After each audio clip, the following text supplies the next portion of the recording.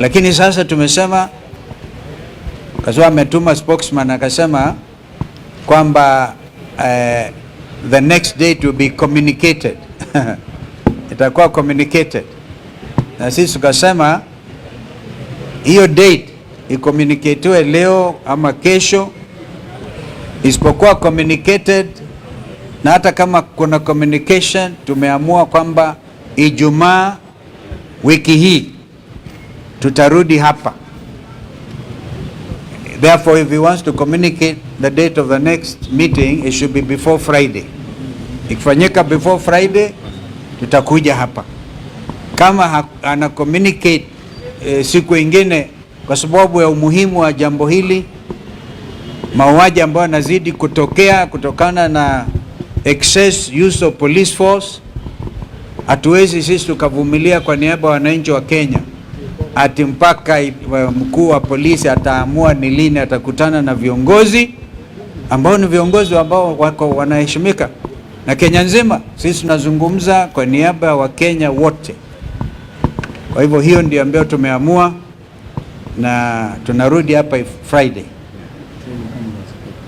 Na tutakuja na Wakenya wenzetu, tutakuja na wao hapa siku hiyo, kwa sababu hii inaonekana this type of obstinacy, this type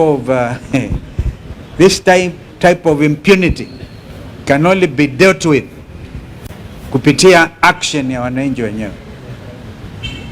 Asanteni, my friend.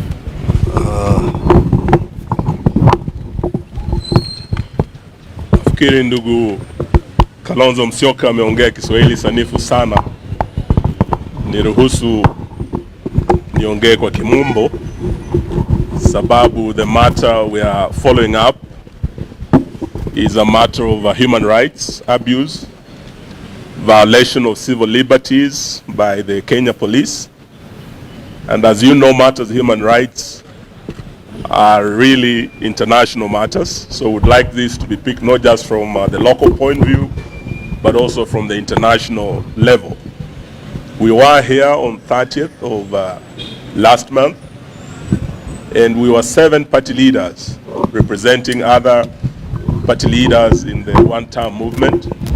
And we engaged the IG with the 2 DIGs and the entire leadership of our police on grave matters of violation of civil liberties, where the police are getting into an unholy alliance with goons. And what we have in place is a new phenomenon that's threatening our democracy and our national security, that instead of having a government that is accountable to the people, that respects human rights, we have a goonverment, where goons and government officers work hand in hand. There were instances where there were clear violation of human rights, particularly targeting His Excellency Rigathi Gachagua, the second deputy president. And we had over 22 different incidences where the police and goons had attacked him and attacked all of us who were with him in various locations across the country. And the IG undertook that by today, the 16th, when we return here, he'll have a full report on action taken and remedial measures put in place to address these serious concerns that the entire leadership of the opposition had raised. We are here today, and the IG is not here.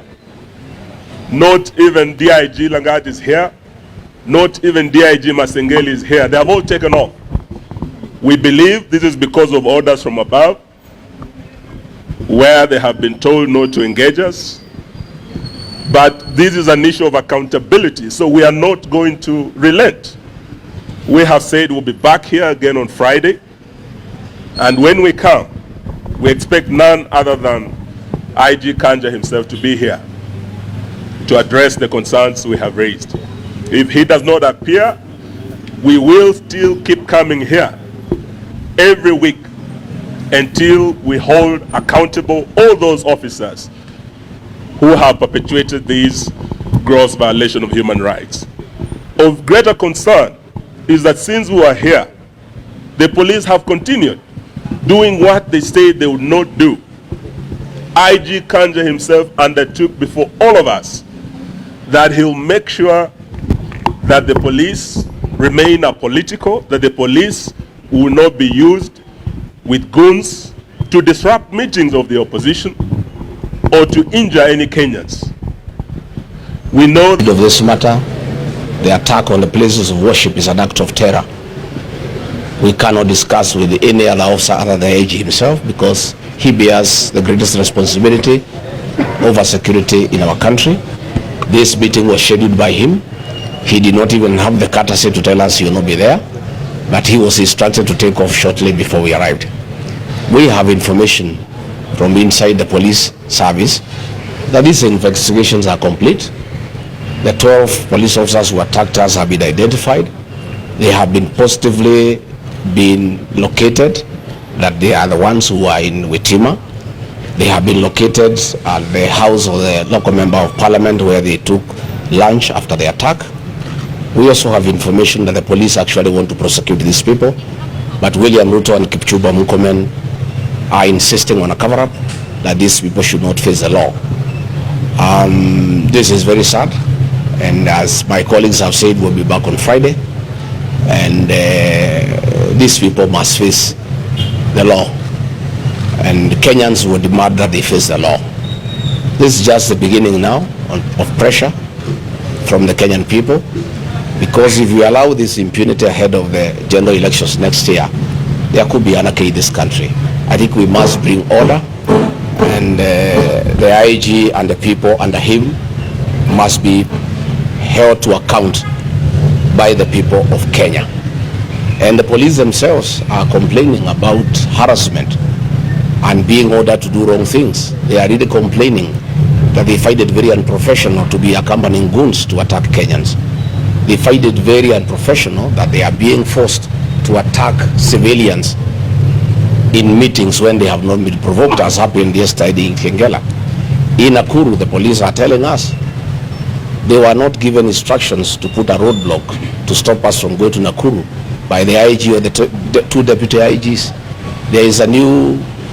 There are new directives outside the police command structure. It is Murkomen who had called the Nakuru police outside the chain of command to attack, to erect a roadblock to stop us from going to Nakuru. Effectively, the National Police Service is no longer independent. The CS is supposed to interact with the police on policy matters only, not on operations. But Murkomen has taken over police operations, and he is even calling counter commanders and regional commanders outside the established command structure within the National Police Service. When a roadblock was elected in Naivasha, the police headquarters here was not even aware. It has only come now to the fore that it is the CS Interior who is giving instructions directly to the police. And actually the police are asking that they be helped, they be protected from the excesses of Kipchumba Murkomen and PS Raymond Omolo, who have taken over police operations, and they are giving instructions for police to deal with the dirty political matters outside the established chain of command within the National Police Service. So IG Kanja will be back on Friday, and will come. We'll have a conversation, because you must tell the people of Kenya, if you have lost control of the National Police Service, if Kipchumba Murkomen and Raymond Omolo have taken over police operations, then you have no business being in office. Kipchumba had better come here in Jogoo House and sit here, and Raymond can sit at the Vigilance House and run the police service from there. But otherwise, what is happening is unfortunate, but in the fullness of time, I think these matters will be addressed. The people of Kenya cannot be intimidated. The people of Kenya have a right, constitutional right, to assemble, to associate, to choose whatever political formation they want, and it cannot be the police who are charged with the responsibility of maintaining law and order are the ones that are breaking the law. It cannot be that police who are supposed to protect Kenyans from being injured by anybody are the ones who are injuring the people of Kenya. It cannot be that guns and ammunition meant to protect the people, bought by the taxpayers' money, the same guns and ammunition are being used against the people of Kenya, who are unarmed, who are civilians, and in very unprovoked circumstances. So thank you very much, Asanteni sana. Perhaps I could add, let me add one thing. You will recall that a letter was issued on behalf of all of us in the United Alternative Government by our sister Mother Karua on our behalf. And it deals, basically, if you look at the wording of that letter, it makes reference to the fact that we shall escalate this matter beyond our borders, because as Mheshimiwa Eugene has said, these are matters to do with human rights, and human rights are universal.